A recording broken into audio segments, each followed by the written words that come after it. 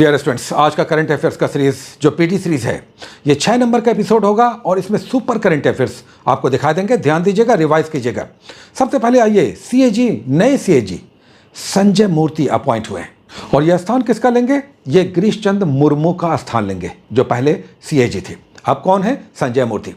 इमामी के संजय अग्रवाल फिक्की के नए चेयरमैन बने। Federation of Indian chamber and commerce of industries, FICCI के नए चेयरमैन कौन बने हैं? हर्षवर्धन अग्रवाल, याद रखिएगा, इमामी के हेड हैं। राजेश कुमार नए रक्षा सचिव अपॉइंट हुए हैं। डिफेंस सेक्रेटरी कौन है? राजेश कुमार, नाम याद रखिएगा। चलिए आगे बढ़ते हैं। अच्छा, ब्राजील के उर्कीजा इंटरपोल के नए हेड अपॉइंट हुए हैं। याद रखिएगा, इंटरपोल को इंटरनेशनल पुलिस भी कहते हैं, यानी विश्व की पुलिस जो इंटरपोल है उसके नए हेड, नाम याद रखिएगा, ब्राजील के हैं उर्कीजा। उसके बाद सुपर करंट अफेयर्स, डेनमार्क की विक्टोरिया थेलविग मिस यूनिवर्स अपॉइंट हुई। मिस यूनिवर्स मेक्सिको में यह आयोजित हुआ। ये डेनमार्क की विक्टोरिया थेलविग, नाम याद रखिएगा, विक्टोरिया थेलविग डेनमार्क की हैं, मिस यूनिवर्स चुनी गई हैं। उसके बाद एक और वेरी इंपॉर्टेंट, और ये है बुकर प्राइज 2024 अनाउंस हुआ है और ब्रिटेन की है, और इनके उपन्यास और बाइटल को, सामंता हार्वे के उपन्यास और बाइटल को बुकर प्राइज 2024 दिया गया। याद रखिएगा, बुकर प्राइज इंग्लैंड और आयरलैंड में प्रकाशित विश्व के किसी भी इंग्लिश की रचना के लिए दिया जाता है। भारत के प्रधानमंत्री की 3 देशों की यात्रा हुई। कहाँ? ब्राजील में, नाइजीरिया में, गयाना में, और इन 3 देशों को मिलाकर 4 देशों का सर्वोच्च सम्मान मिला। कहाँ मिला? आइए देखते हैं। सबसे पहले नाइजीरिया गए थे नवंबर 2024 में। वहां सर्वोच्च सम्मान से, जो नाइजीरिया का सर्वोच्च सम्मान है, वो भारत के प्रधानमंत्री को दिया गया। उसके बाद करीबियाई देश गए। कहाँ गए? गयाना, जिसकी राजधानी जॉर्ज टाउन है। वहां पर भारत कैरिकॉम समिट भी हुआ। याद रखिएगा, कैरिबिया से कैरिकॉम, भारत कैरिकॉम समिट हुआ। ये दूसरा भारत कैरिकॉम समिट था और ये कहाँ हुआ? गयाना की राजधानी जॉर्ज टाउन में।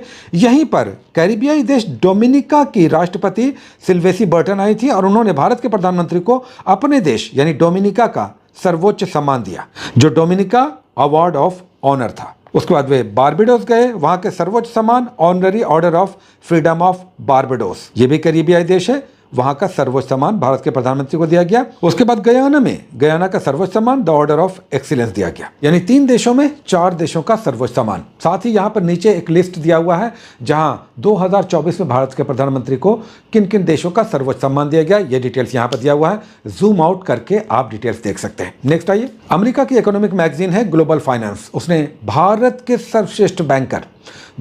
सर्वश्रेष्ठ बैंक का एसबीआई को अवार्ड दिया। भारत का सर्वश्रेष्ठ बैंक ग्लोबल फाइनेंस के हिसाब से स्टेट बैंक ऑफ इंडिया है। FIH यानी इंटरनेशनल हॉकी फेडरेशन ने, विश्व की सबसे बड़ी संस्था है हॉकी से संबंधित, जिसने 2024 का सर्वश्रेष्ठ खिलाड़ी का अवार्ड घोषित किया है और यह दिया गया है भारत के जो कप्तान हैं हरमनप्रीत सिंह को, और साथ ही जो गोलकीपर हैं श्रीजेश को। ये दोनों नाम याद रखिएगा। हॉकी का 2024 का अंतर्राष्ट्रीय संस्था FIH ने सर्वश्रेष्ठ गोलकीपर और सर्वश्रेष्ठ खिलाड़ी का पुरस्कार हरमनप्रीत सिंह और श्रीजेश को दिया गया। श्रीजेश गोलकीपर है और फीमेल कैटेगरी में नीदरलैंड के हैं येंसन, उनको दिया गया। यहाँ पर पूरा लिस्ट है, आप देख सकते हैं। एक और बहुत बड़ा अवार्ड, और यह है बैलन ड'ओर, फुटबॉल का लगभग सबसे बड़ा अवार्ड, जिसे फ्रांसीसी पत्रिका देती है। 2024 के लिए फुटबॉल का सबसे बड़ा अवार्ड एक फीफा देती है और ये फ्रांस फुटबॉल देती है।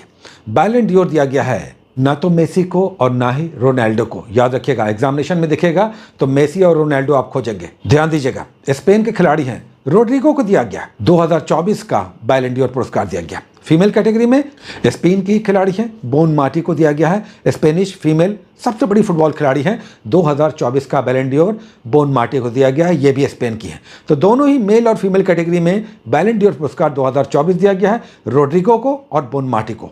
अब उसके बाद 2 डेट्स हैं 2024 में। 2 प्रमुख व्यक्ति जो इस मैगजीन के हिसाब से, एक विवेक देवराय अर्थशास्त्री हैं और भारत की आर्थिक नीतियों को दिशा देने में इनकी बड़ी महत्वपूर्ण भूमिका रही है। भारत के प्रधानमंत्री के आर्थिक सलाहकार रह चुके हैं विवेक देवराय, इनका भी निधन हुआ है। नाम देगा और पूछा जाएगा कि ये क्या है।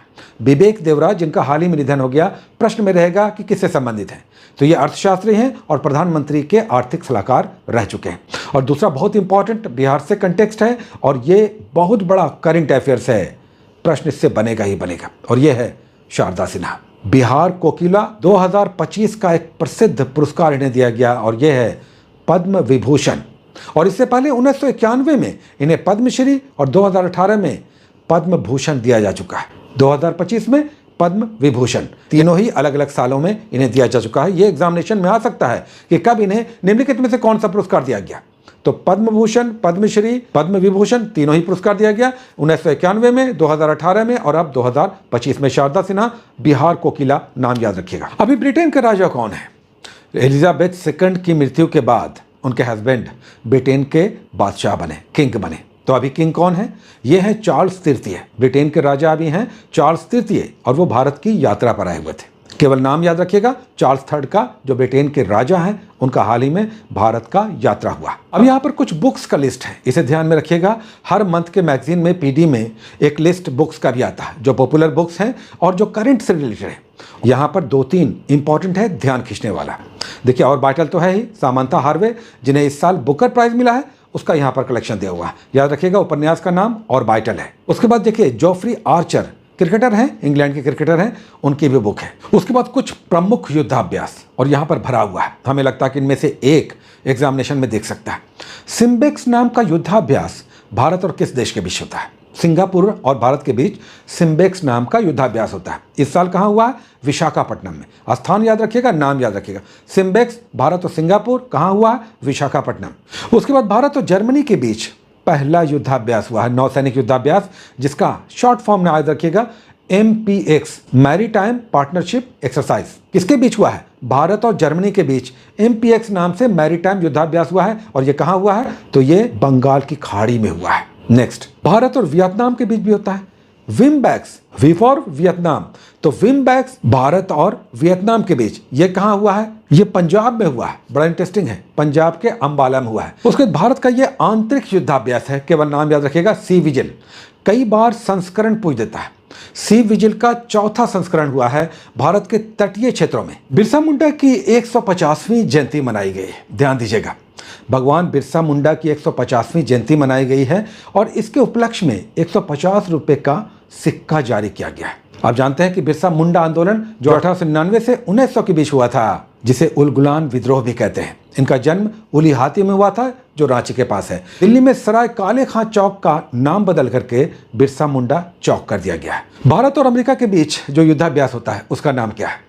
2 तरह का युद्धाभ्यास होता है। भारत और अमेरिका के बीच 2 प्रकार का युद्धाभ्यास होता है, एक वज्र प्रहार और दूसरा युद्धाभ्यास। एक का नाम युद्धाभ्यास ही है और दूसरे का नाम वज्र प्रहार है। अभी जो हुआ है वज्र प्रहार, यह अमेरिका में हुआ है और इससे पहले सितंबर में, अभी तो नवंबर में हुआ वज्र प्रहार, इससे पहले सितंबर 2024 में युद्धाभ्यास भी हुआ था और ये राजस्थान में आयोजित हुआ था। दूसरी ओर भारत और इंडोनेशिया के बीच भी इस प्रकार का युद्धाभ्यास होता है। उसका नाम क्या है? तो उसका नाम है गरुड़। अभी 2024 में गरुड़ युद्धाभ्यास हुआ और ये इंडोनेशिया में जकार्ता के पास हुआ है। एक और प्रमुख युद्धाभ्यास, नाम भी थोड़ा अलग है, नसीम अल बहर। ये युद्धाभ्यास किसके बीच होता है?